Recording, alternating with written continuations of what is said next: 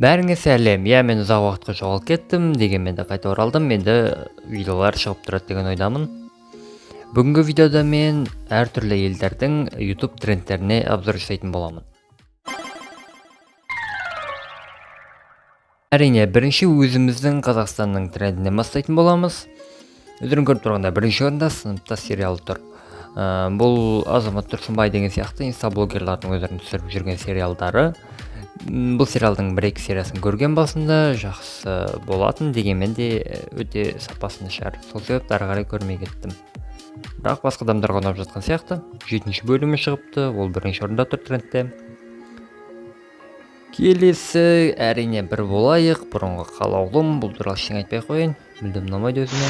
Күлпәш үлкен адамдардың арасында қатты танымал, телевизордан шығатын сериал. Сол себепті ютубта да трендте шығып тұр.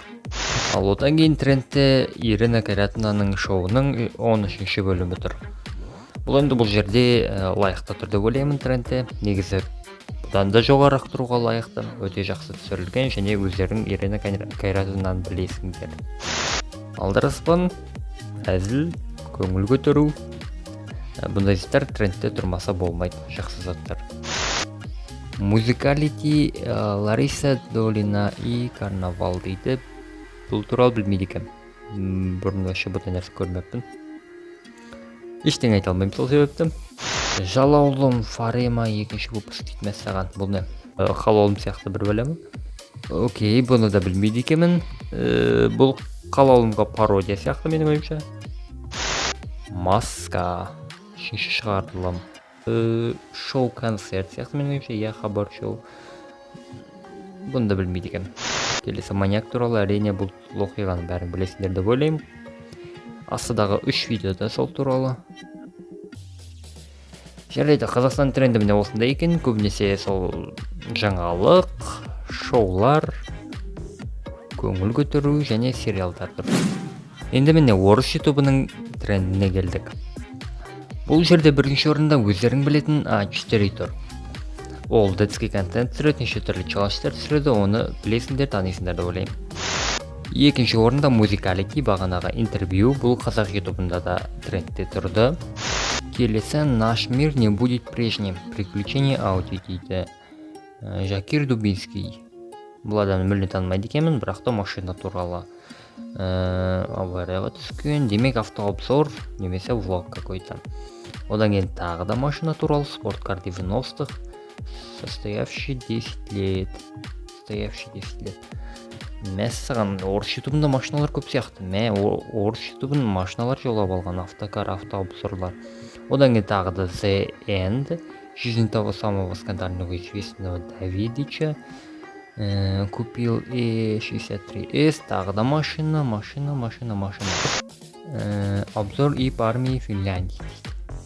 Осындай видеоларда біздің пазл түсірген болатын. Қазақстанның және Американың армияда беретін тамақтарын обзор жасаған, және де орыс ютубері Сливки шоуда бұнда видео түсірген болатын. Негізі қызықты, мен ол видеоларды көргенмін.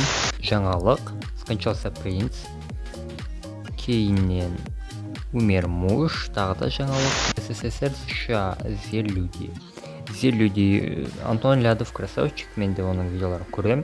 Неше түрлі қауіпті жерлерге, неше түрлі елдерге, Африкаға, Солтүстік Кореяға барған видеоларын көргенмін. Оның астында Крейшип дейді сериал. 42-ші серия. Мәссаған, не деген ұзақ сериал. Сөйткен Нұрлан Сабыров пилот. Бұны мен кеше ғана көргенмін. Кеше мен салдың күні көрдім ғой деймін. Күлкілі. Осы комиктерге сценарий береді бір киноның, и сол сценарий бойынша олар сахнада ойнау керек. Әртүрлі рөлдерді. Азамат Мұсағалиевтің видеосы интервью. СССР 2.0 будет раба. Бұларды түсінбедім. Одан кейін футбол. Тағы да США мен Америка туралы жаңалықтар, астында тағы жаңалықтар. Және хиты 2021 тұр. Рамильсон клип екен. Міне осылай, орыстар Америка мен Россияның конфликті туралы және неше түрлі машиналарға қызығады екен, олардың трендтерінде осындай заттар тұрады екен. Енді бүгінгі соңғы көретініміз Американың тренді. Егер де тағы да осындай видео түсірген болсаңдар, әрине астыға жазыңдар, және тағы басқа қандай елдердің трендтеріне обзор жасағанымызды қалайсың, оны да астыға жаз. Сол кезде мен оқып білетін боламын. Мінекей Американың трендіне келдік. Бұл жерде бірінші орында Polo G клип тұр. Бұл рэперді танымайды екенмін. Рэпстар дейді.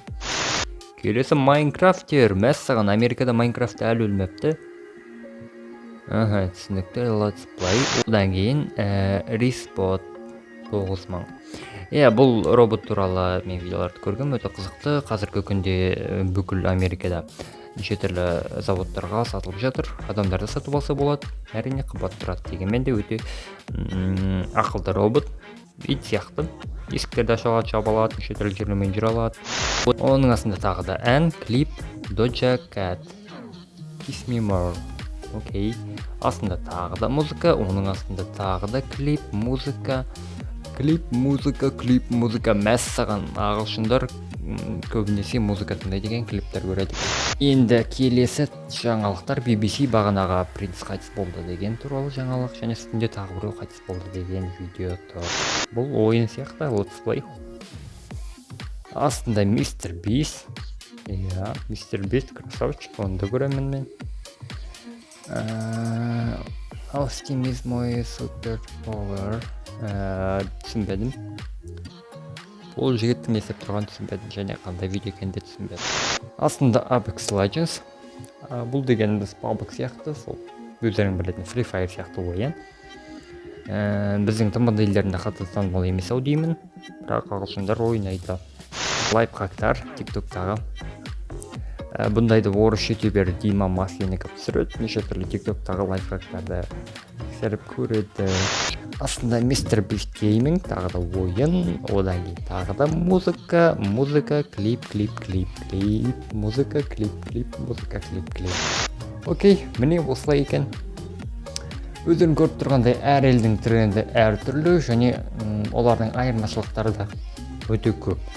Әр менталитеттің, әр елдегі адамдардың қызығатын заттары да өте әр түрлі. Айырмашылық өте көп.